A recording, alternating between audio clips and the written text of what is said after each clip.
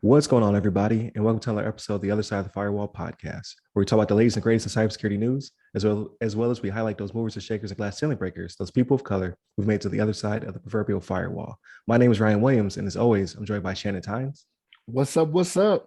and LeVon Maynard. Hey, welcome to the show. What is going on? Welcome to another month, this will be Monday when you're listening to this. So welcome to Monday's episode. I believe this one is going to be 205, if my number is correct. If not, then it's on the thumbnail. My bad. But definitely continue to tune in throughout the week. So for those who are new to us, Monday and Tuesday are our topics. Wednesdays are discussion. Thursday, sometimes I do an Ask SSP where I talk to somebody trying to break into cybersecurity. And then Fridays, we talk about everything else. We call it the weekly rundown. So if you want to hear what we watched or talked about or read or just anything that's not cybersecurity related, typically, that's our Friday episode. So continue to like, share, and subscribe. We definitely appreciate it. Without further ado, I give it to LeVon. Yes, sir. So I got a pretty interesting article for you guys today to discuss. This one's from infosecurity.magazine.com, and it's by Benjamin David. And the title is called Electric Vehicle Chargers Hacked to Show Porn. So in this article, owners of electric vehicles in the Isle of Wight in the United Kingdom were shocked today after public charge points were hacked to display pornography. While service screens at the council's car parks were supposed to display websites, hackers changed a number of them to show explicit images. And it goes on to say that the charge points affected were part of the Charge Point Genie network, although they were transferred to the Genie Point network. Essentially somebody was able to, or some people were able to get into these charging stations and modify the images, take it off the website and put on these pornography related images on there. And of course they were, they say they were saddened to learn that the third party website was changed and because it had been hacked. But it kind of goes to show that, anything that's kind of plugged up into a network can be potentially hacked. One thing that was kind of brought up towards the end of the article that we kind of chatted about before the show today, one of the cybersecurity experts, he was remarking about juice jacking, which is kind of a long-standing technique where, similar to where, you go to an airport, you see like the charging ports, maybe you see like a USB jack in the wall or something like that, that you can plug into. Or if you have some sort of like, if you buy like a cheap cable from overseas or something like that, they may have some malicious software or something like that embedded in it. You can plug your devices into it, and all of a sudden your device is compromised. So this kind of makes you think about it in respect, if you have like a electric vehicle and all of a sudden you're trying to use one of these charger stations and you plug into it, and all of a sudden your car's driving you off of a cliff somewhere because it's hacked and somebody just take control of the steering wheel, and all of a sudden you just can't control it.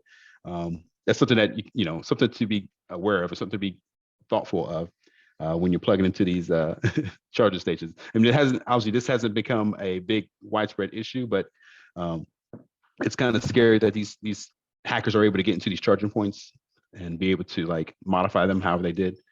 Just imagine them put some malicious code in there where you plug your car into it, and all of a sudden, they download the virus or whatever into your vehicle, and all of a sudden they can access, even if they don't control the vehicle, maybe they have access to the information that's in your vehicle. Maybe they know your home address, and maybe they know some of your banking account information, whatever you store in there. Because I think there's some sort of charging, like you use a charge station and you get billed for it or something to that effect on the back end. So they could potentially get access to your banking account information. But it's kind of concerning, but it's one of those things we got to be smart. You got to keep an eye out for. But with that, Shannon, do you have some thoughts on this one? I do. So I'm curious how they figured this out, right? I wonder if it was because you had a lot of guys going to charge their car like every hour, right? Like they come home and then they start telling their girlfriends and their wives, like, oh, I gotta go charge the car again. You know what I mean? After about an hour, they're like, what's going on? That's right. I didn't think about that one. Somebody go to the station and be like, oh, right. That's why they keep charging up the car. No, like get back sweating. What's going on? Yeah. Charging these cars. It's hard work. Hard work, baby. I'm sorry about that. Yeah.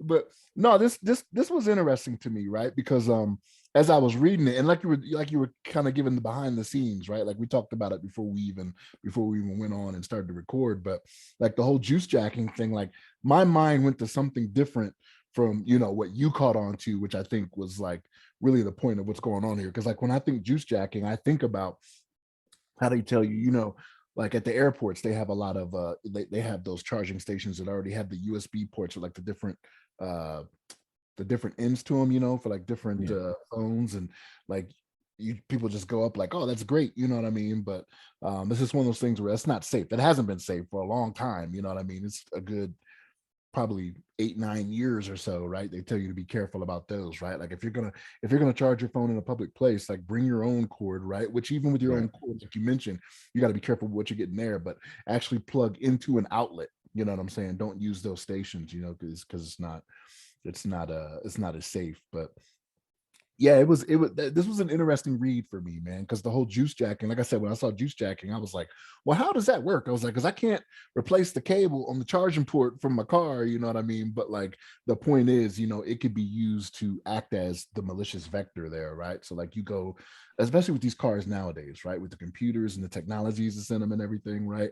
Like you'll have all types of stuff downloaded to your car that where all of a sudden, like you said, you on auto drive when you don't need to be, right? You driving Right.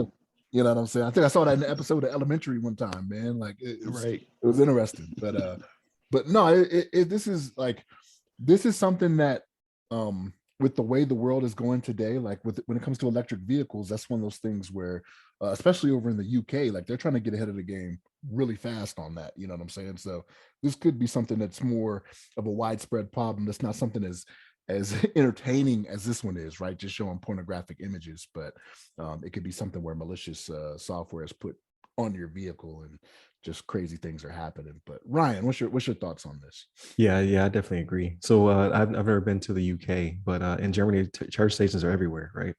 So they're big on EV, like you said, like parking lots full of charging stations. So it could become a problem. It could be a vector in the future. They didn't really explain how the images got on the pumps. Like I would assume either the website was hacked or maybe they were able to connect to a diagnostic port or something like that. Like, but like you guys said, we all three of us got a different interpretation of what happened.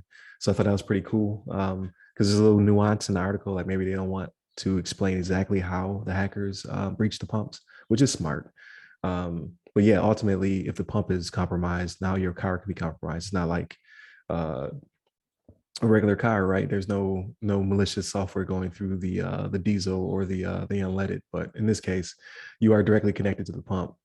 So maybe you get the pornographic images on your car, or like LeVon said, they start to exfiltrate data, and now they have your personal identifiable information, or they drop a payload. And no cars driven off cliffs yet, but trust me, we'll definitely report on that as soon as it does happen.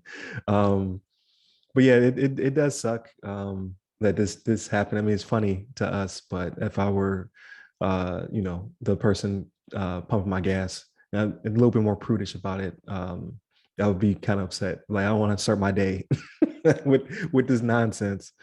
But yeah, definitely clever way of manipulating the gas pump. But ultimately, yeah, everybody should be concerned because this is another attack vector. It's bound to happen. We just don't know in what shape or form. So just keep on the lookout. Be careful. And like Shannon said, I never plug into the USB on the charging stations at the airport. Like I don't know what's behind it, right? Like what's on the other side of that port. So I always plug in using power, the old school way, right? So just be careful. But in this case, nothing you could do about it. Like you have to charge your vehicle, right? So you just gotta trust that the good guys are protecting you and the pumps from here on out. Well, with that, I'll go ahead and end this episode. Thank you for tuning in. Again, Monday, Tuesday are topics, Wednesday's discussion. Tomorrow will also be another good topic. And then Fridays for everything else. So if you want to hear what we watch, listen to, all that good stuff, hit up the web or hit up our social media, because we no longer have a website, but hit up our social media. It all has our name. Hit me up personally. I'm at RY Security Guy. That's RY Security Guy. I'm on Clubhouse, LinkedIn, Twitter, and TikTok. And you, LeVon? Yes, sir. You can hit me up on the Twitters at LeVon Maynard. There it is. Stay safe, stay secure. Take care.